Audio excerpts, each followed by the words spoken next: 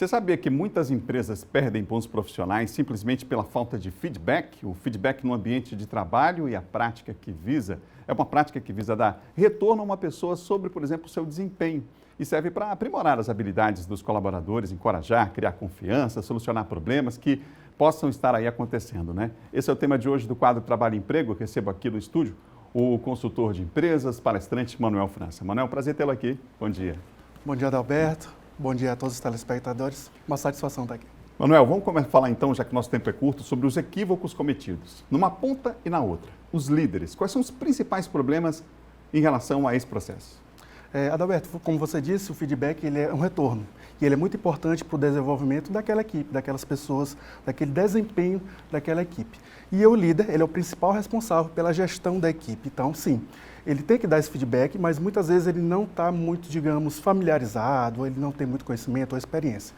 Então, às vezes, ele age de uma forma equivocada, seja nas palavras, no conteúdo específico, seja no momento. Às vezes, ele escolhe o momento errado, ou ele faz, de repente, um feedback coletivo que deveria ser individual.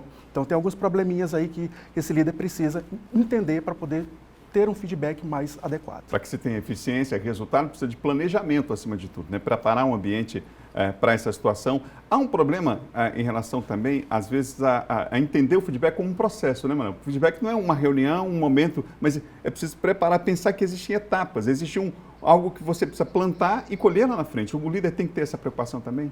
Sim, o líder tem várias responsabilidades. Então, quando a gente fala do feedback, muitas vezes ele chega, ele viu que um determinado funcionário precisa de um feedback para melhorar o desempenho. Então, ele chega, de repente, num momento inadequado e fala, às vezes, até palavras inadequadas, não tem um planejamento. Então, ele tem que... Cada organização é um contexto.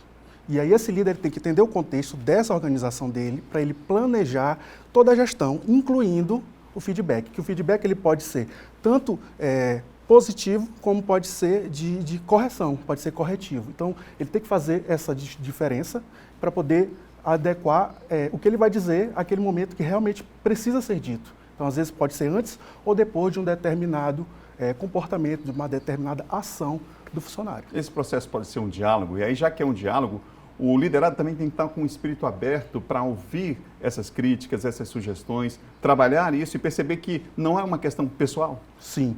Então, até a palavra crítica, até às vezes a pessoa pensa, ele está me criticando. Mas o feedback ele é um retorno. Ele é um retorno do que ele fez. Então, por exemplo, o funcionário ele tinha uma meta para bater e ele não bateu aquela meta. Então, a empresa, a gestão, o gestor tem que entender por que não bateu aquela meta.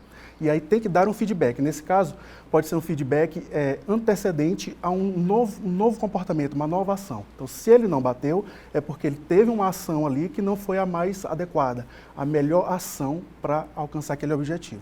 Então, com o feedback, ele pode receber as informações que ele precisa para, na próxima vez, ele conseguir bater aquela meta, alcançar aqueles objetivos. Tem um aspecto também interessante do caso do liderado, que é esperar que apenas o líder conduza o feedback, chegue sozinho na determinação que precisa ser feita. Ou seja, você já esteve com a gente aqui no estúdio antes, falando sobre essa questão da proatividade e perceber o local que eu trabalho com uma visão mais ampliada, né? Sim. O líder ele sempre vai ser o principal responsável, mas o líder não necessariamente vai gerir sozinho aquela empresa, aquela equipe. Muitas vezes você, dentro da equipe, tem pessoas que também são líderes, não formais, mas são líderes informais. E mesmo os que não são, eles têm que entender que eles fazem parte de um contexto, é uma equipe. Então, ali está todo mundo precisando dialogar, conversar, um ajudar o outro. Então, isso a gente trabalha de forma de sinergia numa equipe.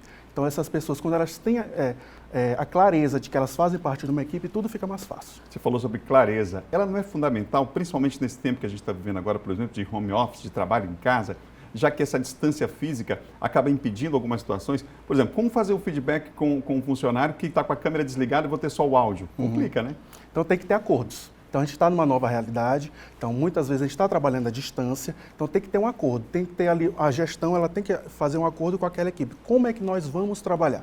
Então, se você está em home office, eu também estou, então, a gente tem um acordo. Você liga a câmera, eu também ligo a câmera, a gente vai trabalhar tal horário até o horário, vamos ter uma reunião em determinado horário, acordos. Então, não realizar atividade paralela, por exemplo? Isso, por exemplo, porque vai interferir no desempenho. Então, assim, tem que ter um acordo e tem que ser cumprido aquele acordo. Manuel, dá resultado realmente ter essa política, digamos assim, já como uma atividade, como um processo, isso traz resultados para as empresas, isso traz resultados para o colaborador também?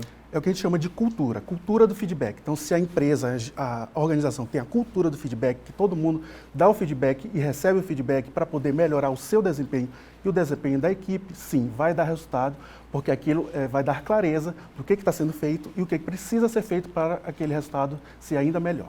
Obrigado, Manuel, pela entrevista, a participação aqui no nosso quadro Trabalho e Emprego, viu? Então, eu agradeço.